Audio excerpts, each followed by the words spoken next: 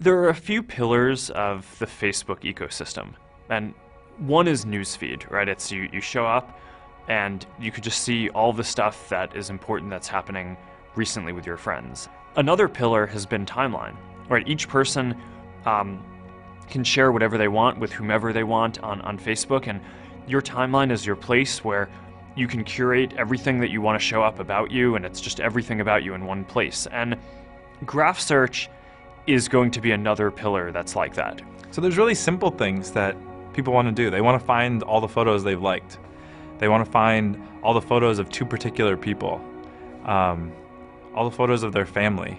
They want to find all of their friends who live in a particular city because they're going to visit there. And those are really hard things to find right now.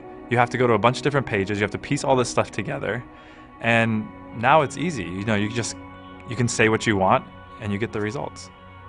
In web search, it's very often the case that, if you do a search for, Apple and I do a search for Apple, we're basically going to get the same results. Maybe I'll get slightly more technical results based on, Apple Computer, and maybe you might care about the fruit a little bit more, but they're not that different from each other. Whereas on Facebook, when you do the same searches, we get completely different sets of results because of the depth of personalization that we do. The types of questions that we can solve are kind of the slightly nuanced and social questions that you wouldn't typically think to ask of a search engine, that you wouldn't typically think that the internet could solve for. There's a lot to be said for taste, like what movie should I go and see? What bands might I like based on the friends that I have? Well, I had a toothache the other day, and so I'm relatively new to the area, so I didn't have a dentist, and looking up dentists that my friends liked was really awesome because I knew I was going to go to someone who knew what they were doing, which she did. It's interesting because most people today don't think about Facebook as a place to discover places where they could go eat or things that they could go do.